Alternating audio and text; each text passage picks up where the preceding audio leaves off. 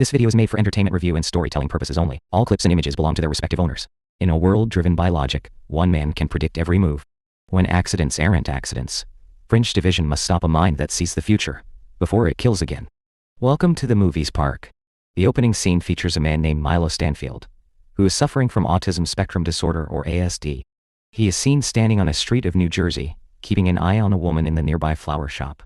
In the midst of this, he also seems to be doing some complex calculations related to the timing of events happening in his surroundings.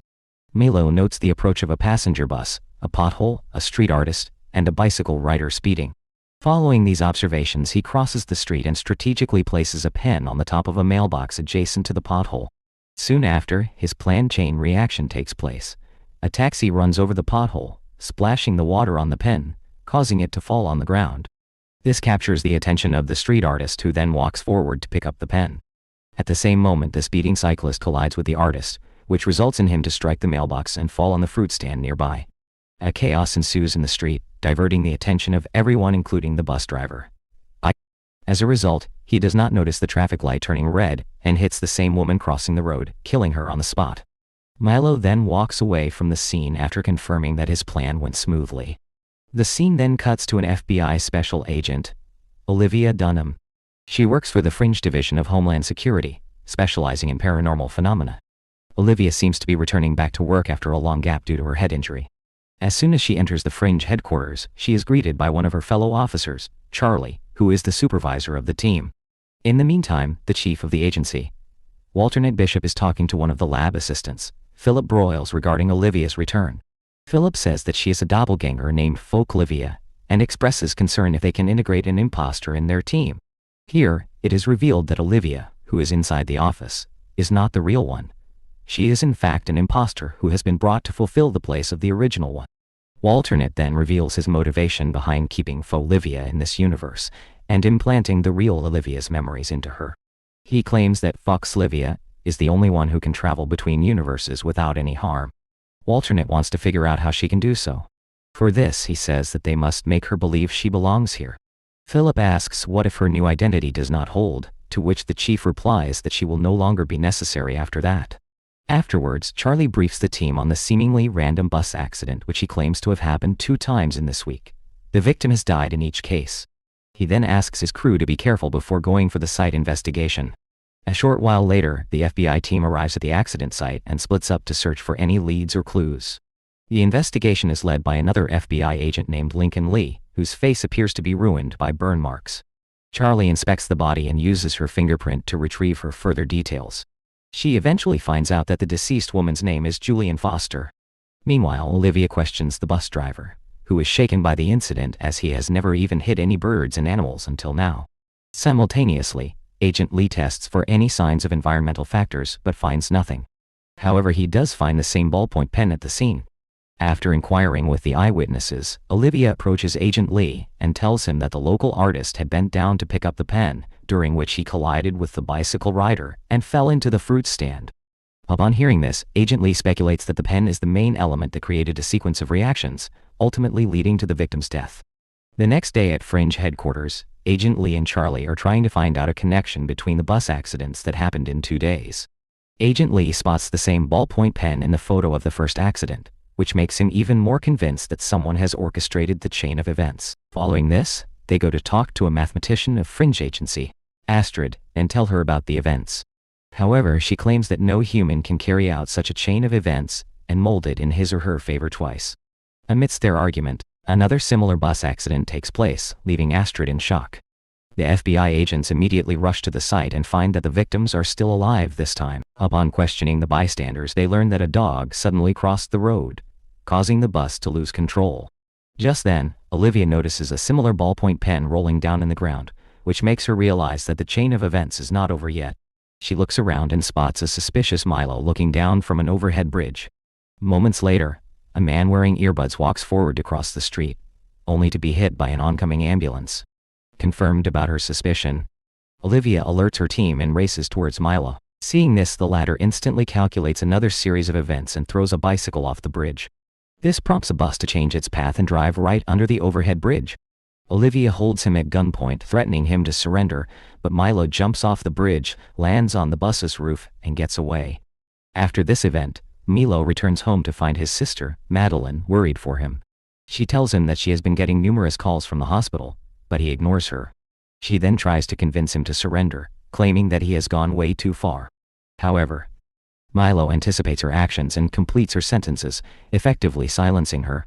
Not long after, Madeline shows him a small plastic horse toy, a reminder from their mother. This makes him feel uneasy and he walks away, saying that it is irrelevant now. On the other hand, Agent Lee is taken to the hospital for his regular skin checkup. Before entering the burn chamber, he asks Olivia to focus on finding commonalities among the 3 victims. Heeding to his instruction, Olivia returns back to the headquarters and starts talking to the witnesses of the accidents. After a while of inspection, she discovers ties between the 3 victims and a medical center. All 3 of them were directly or indirectly related to this center. She shares her discovery with Charlie, and the 2 immediately head to this very medical center. Upon arriving there, Olivia notices that one set of patients are using the same ballpoint pens as they are unable to cope with digital devices. Later, they meet Dr. Levin, a chief doctor who recognizes all 3 victims of the bus accidents. After briefing them some details about the victims, Dr. Levin explains that they have been helping mentally challenged patients with experimental processes to boost their intelligence.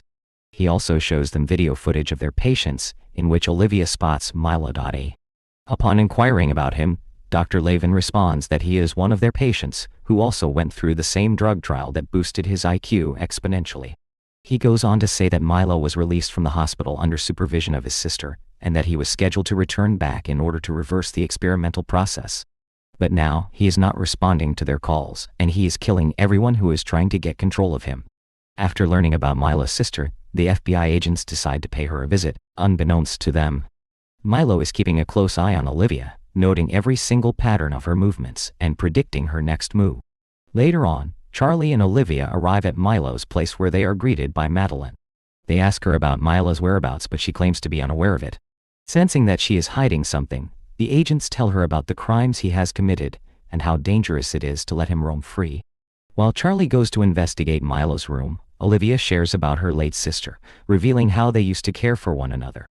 This comforts Madeline enough to share more details about her brother. She explains that Milo is able to predict the outcome of numerous events to the smallest detail, and that she can break Milo's concentration only by showing him the toy horse. Olivia eventually manages to persuade her to disclose anything she knows, emphasizing that they are concerned for civilians, as well as Milo's safety. Madeline then hands her a note, revealing the location of the hotel that Milo is currently staying at. After this, Olivia and Charlie discuss plans with Astrid on how to capture Milo. However, they soon realize that any plan would be futile because he can predict their every move. As a result, they opt to approach the hotel directly without any backup. In the meantime, Milo is seen at his hotel room, looking down through the window and envisioning scenarios that are going to happen in the next few minutes. With his ability, he predicts that Olivia and Charlie will arrive soon, and that they will chase him. He also calculates that he can kill Olivia by luring her through a marked zone of a construction site, where the air is too thin and crushing her under a load of cement bricks. Just like he predicted, the 2 FBI agents arrive at the hotel and find Milo waiting for them in the street. He then runs towards the construction, while the agents pursue him.